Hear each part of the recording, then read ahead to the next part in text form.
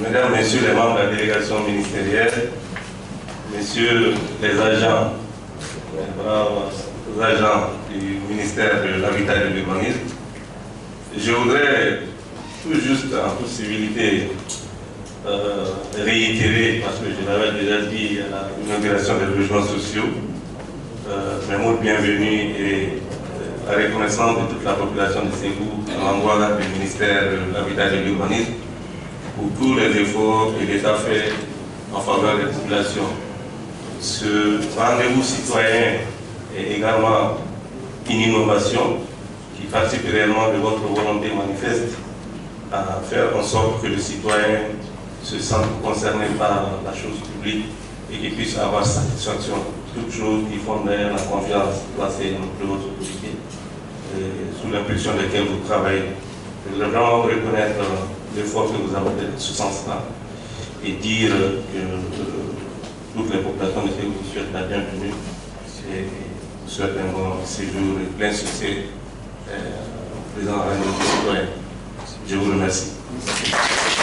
Ce sondage intervient à Ségou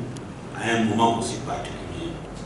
parce qu'il y a seulement quelques semaines de cela, nous avons eu des gesticulations de certaines populations à Ségou ici, à propos des soi-disant cimetières, qui a fait que on a pris des véhicules, on s'est promené dans la ville pour dire aux gens, et le directeur des domaines, le directeur de l'urbanisme sont en train de vendre nos terres qu'on ne veut même pas de ici. Donc quand vous faites un sondage en ce moment, comprenez que ça va être biaisé. Les gens sont dans cette logique aujourd'hui. Alors donc, si vous ne faites pas attention, alors au lieu de donner leurs sentiments sur le service, ils vont plutôt faire leur appréciation des directeurs des services concernés. Et dans tous les cas, nous pensons que nous sommes sortis déjà de ça. On ne sait même pas pourquoi c'est arrivé à Bamako, parce que les chefs religieux de Ségou ont dit que personne vivant à Ségou ici, personne, aucun Ségouvien à travers le monde ne peut dire qu'il a vu quelqu'un enterré là.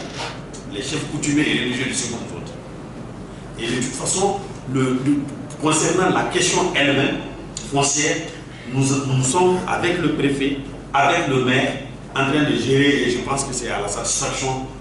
jusqu'à date de tout le monde. Mais ça, c'est ceux qui sont directement concernés par la chose. Mais on a déjà fait passer un message dans la ville, l'État est en train de vendre nos terres. Bon, donc si vous sondez ces mêmes gens, qui ne sont souvent même pas concernés, c'est un échantillonnage qui se fait, alors ils vont dire leurs sentiments par rapport à l'événement qui vient de se passer, au lieu de dire. Donc je voudrais attirer l'attention sur cette question. Le ministre des Domaines a fait sur lui. On a allé du don, on a glissé le fallait. Allez, mon mot bien, c'est gouvernement qui a unité à Tchassila. Le ministère de l'Urbanisme comment faire. Tout nana, quand la population la main, même paye du gros problème fait on fait même pas. N'a pas de talent.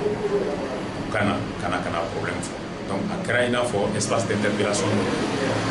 Ni ministère n'a pas servi à la pour que ça barre que cleaner corona ni charia corona. Donc on c'est mon problème. Nous sera madame. Il y a un problème là. Créer un problème pour le flanquer. Follow comme au minga galang possible. Zone cimetière ni anya yé mangam chama kera ala. Nous avons dit atara mairie fait qu'a dit Morodoma qu'a sur Yamaria papier américain qu'a nini mairie. Donc au Canada faut parce que normalement mairie tout n'a qu'a nini et domaine fait domaine de sur qu'a dit mairie ma au moins sur qu'a peut-être qu'à espace de même si qu'a public service mais anya et qu'a pas dire à mon c'est pourquoi on est voulu là en bon ségouvien qu'a défend pour que réellement au cas où nous quelque chose nous querons passer à table. Anya comment faut ministre n'y a à quoi ma jabi là qu'à fois à bien faire bella gelente pour que techniquement ils aillent au fond de ce dossier quand il faut dossier faut à pas du pas comme là à ce qu'à tient bon à on a la sonama à na anti ya au tient donc an ka da la ko daminɛ ni jigiya minnu ye an ka t'o jigiyaw kɔfɛ pour que vraiment mankan wɛrɛ kana wuli parce que jamana y'an ko tɛ k'a fɔ ko zone in kɔni ko cimetière tɛ kaburudon tɛ bɛɛ b'a dɔn k'a fɔ o ye nkalon kuma de ye ni maa min tɛ segu dɔn o b'o kuma de fɔ ɲininkaliw bɔra a kan munna Musa Tarawele ba na k'a di donc i b'o question poser yɛrɛ de kunna n'a kun bɛ di depuis Musa tile la a ɲinina a kun kan ka di ka bɔ waati ko diinɛma dɔw ɲininkara ko kaburudon tɛ nkalon don kaburudon don parce que sow donna a kɔnɔna na mais n'i taara an ka du kɔnɔnaw ni fana i tɛ se k'a fɔ maa ti k'i jɔ an ka du ma ko kaburudon don mais espace in ɲɛ fo gros central la pratiquement on peut penser que au niveau ninnu bɛɛ la sow donna a bɛɛ la donc zone cimetière de don mais se min kɛra mɔgɔw ye don tɛmɛnenw na ka kaburudon in kɔni u y'o sɛnɛ kɛ ka kaburudon donc o ni yɔrɔ in tɛ kaburu ye o ye nkalon ye ni maa o maa y'o fɔ a ye fana ye ɲininkaliw de kɛ a ma kan tile la mais a kɛra minnu tile la ani a tariku fɔra minnu ye i b'a yira k'a fɔ kaburudon de don kaburudon donc bref ministre kɔni assurance min d'a ma a ko vraiment an ka to ale kɔfɛ jigiyaw bɛ yen nɔ danayaw bɛ yen baara in a bɛ kɛ à la satisfaction des populations de Segu o point fɔlɔ maintenant point tɔ minnu bɛra a ma bɛɛ détail ta mais a ko kaburudon ko in de b'a ɲini kan kosɛbɛ donc vraiment fo de maire k'a da don kuma na o kuma ɲɛfɔ maintenant ani fɛn directeur technique urbanisme directeur in k'o fana ka kuma na olu bɛɛ y'a jira k'a fɔ kaburudon tɛ bon comme olu si tɛ Seguba ye donc on peut comprendre aisément k'a fɔ vraiment olu bon peut-être administration ni fɛn ye dɔw se yan nɔ olu da tɛ se ka Segu kuma fɔ ka se ka anw wasa a la donc anw en tant que Seguvien an mɔkɛw n'an faw n'an fɛnw olu bɛɛ lajɛlen dalen don dugu kɔnɔna na donc on se dit que ni fɛn kan ka kɛ nin yɔrɔ in na yɔrɔ in kan ka kɛ soit kaburudon ou bien tâche bila yɔrɔ ye. ni kaburudon tɛ titre 306 a papier la. bon 306 titre o titre global ye k'a daminɛ hôpital la fo Kan o bɛɛ o titre ye titre ba kelen donc o titre ba kelen a yamaruya ti maa bolo k'a fɔ i bɛ se ka misikara jarati t'a la k'a sɔrɔ a ma kɛ fasoba ye. donc anw ni maire cɛ sisan population ni maire cɛ sisan je crois que administration de kan k'a lajɛ k'a fɔ maire bi ta mais population bɛ yen nɔ population ka aspiration ye fɛn min ye yɔrɔ in soit a ka kɛ kaburu ye k'a tɛnku k'a fara kan ou bien a ka kɛ tâche bila yɔrɔ yɛrɛ en tout cas a mise en valeur kɔni c'est à dire que espace min don a bɛ se ka kɛ mausolée a bɛ se ka kɛ fɛn bɛɛ lajɛlen ye an b'a fɔ ko a tɔgɔ ye Cɛtɛ Malo su b'a kɔnɔna na jeli bɛ se k'a fɔ o ye nkalon ye Sakoiba kɛlɛ la Cɛtɛ Malo min sara o su bɛ kɛnɛ in kɔnɔna na c'est une réalité Segu connaît ça est-ce que maire b'o dɔn est-ce que directeur de l'urbanisme b'o dɔn ils ne le savent pas ça c'est l'histoire de Segu maa tɛ se k'o tɔnke o tiɲɛ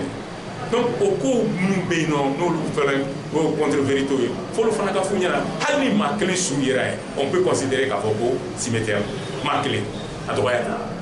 donc o kuma minnu bɛ yen nɔ da k'a fɔ ko espace cimetière tɛ cimetière ye nkalon kumaw don tiɲɛw tɛ quoi bon mais nata défendre na mɔgɔw bɛ taa ko caman kɛ ko minnu n'a bɛ jama fanba de tɔɔrɔ ka jama fanba yɛrɛ k'a niba yɛrɛ donc n bɛ fɛn faamuya ka sɔrɔ o la donc en tout cas ne bolo jusqu'à preuve du contraire population b'a dɔn an bɛ k'a kɛlɛ kɛ a tɛna k'anw ka so ye a tɛna k'anw ka foyi mais seulement an b'a dɔn a kɛlɛ bɛ kɛ Segu ye a bɛ Segu de nafa donc fɛn minnu bɛ kɛ tiɲɛ kan olu ka fɔ tiɲɛ kan baara ka kɛ n'o ye pour ka se ka bɔ un peu ça. ayiwa Segu 24 y'an ka foli b'i ye. merci. ka so kɔfɛ awɔ Sumano ka so kɔfɛ terrain de ni denmisɛnninw bɛ ballon tan na bi. a bɛ taa hectare joli la. terrain bɛ i n'a fɔ hectare 1 ɲɔgɔn kɛnɛ ban ye awɔ. y'a san a san ba mɛn. ne wasara ni ministre nalen yɛrɛ kɔni ne kɔni a ye ne wasa kosɛbɛ parce que ministre y'a jira a ka baarakɛla bɛɛ y'a jira k'a fɔ tiɲɛ yɛrɛ la tiɲɛ bɛ ne bolo parce que ne ye wari sara faso ye depuis 2005 o ni bi cɛ san 10 ni san 10 ni san 14 voilà. donc i ye jate n'i ye ko faamuya donc i b'a dɔn k'a fɔ jo bɛ ne bolo donc ministre ye jo di ne ma. terrain fɛn cadastre de fɔlɔ ye terrain yɔrɔ jira ne ma taa terrain ye k'a fɔ ko n b'a san wa ne m'a san mɔgɔ bolo cadastre ne nana de n ka projet bɛ n bolo n bɛ fɛ ka n ka projet installer donc o projet installer de sen fɛ sisan nɔ a jirala k'a fɔ gouverneur y'a jira k'a fɔ ale kɔ ko cadastre ka yɔrɔ ɲini yɔrɔ min bɛ yen ni faso ta don n'a bɛ se ka kɛ ne ka projet bɛ se ka k'a kan donc u ye yɔrɔ ɲini de ka na fɔ gouverneur ye yɔrɔ sɔrɔ u ye ne wele ka sɔrɔ ka taa yɔrɔ jira n na donc a bɛɛ bɔra faso de bolo ne ma foyi kɛ n wulila de ka taa jira n na donc yɔrɔ i bɛ yɔrɔ in fɛ ko awɔ n b'a fɛ voilà. Kuma kuncɛla ne bɛ se ka foli ni barikada de kɛ ani nimisi wasa nin ko in na sabu ka d'a kan tɔɲɔ dɔ de tun bɛ n kan a bɛ n'a fɔ tɔɲɔ in wulila ka bɔ n kan bi donc n bɛ alihamudulilayi fɔ ka barika da ala ye ka barika da fani ba ye ka fa. Anw kɔni ye laɲini k'u fɛ u ka nɔgɔya kɛ jamana kɔnɔdenw ye dugukolo ko la parce que degun bɛ jamana kɔnɔ problème bɛ jamana in kɔnɔ dugukolo ko la degun min n'an ka bɛn ala dɔrɔn de b'a dɔn bon ni se t'i ye i ka titiri a tɛ sɔrɔ nɔgɔya la o ye kelen ye ni se t'i ye fana n'i k'i bɛ titiri bɛɛ ka yɔrɔ la titiri ka gɛlɛn a ma fana bon problème ba de bɛ maliyɛnden da la bon dɔw fana bɛ taa i ka yɔrɔ suma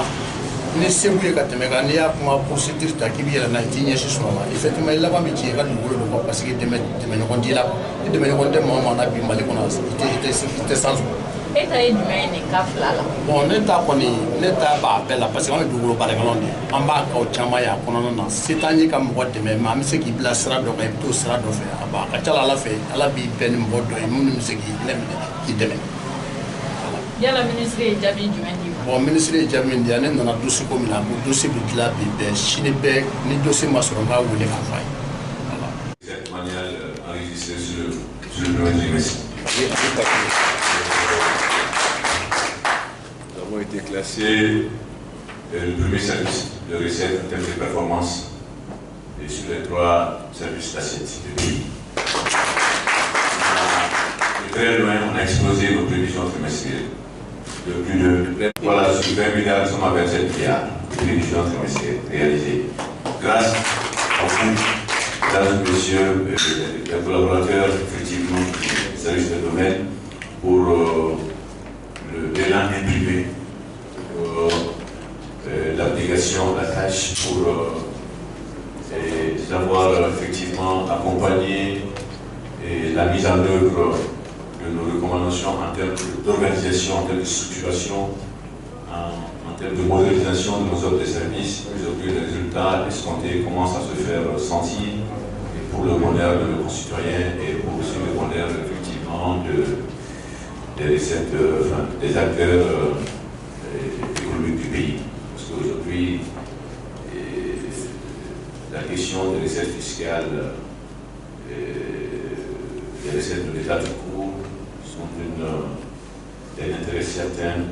pour pouvoir effectivement apporter des réponses concrètes et à la satisfaction ou au renforcement de la demande de la dette intérieure. Vous savez, donc, notre contribution à ce niveau est très attendue. Donc je compte effectivement sur les uns et les autres pour pouvoir encore redoubler d'efforts. Et j'ai vu les derniers chiffres de ces groupes qui sont encourageants. Sur le territoire régional, je vous encourage encore à persévérer davantage et de maintenir ce cap-là pour que au second trimestre, on puisse pouvoir encore avoir plus de recettes. Je vous encourage et je vous félicite. Bon courage. Le second événement va porter sur une enquête d'étude de satisfaction clientèle et pour jauger le niveau de satisfaction de nos usagers par rapport au service offert. Je voudrais que ces 2 items sortent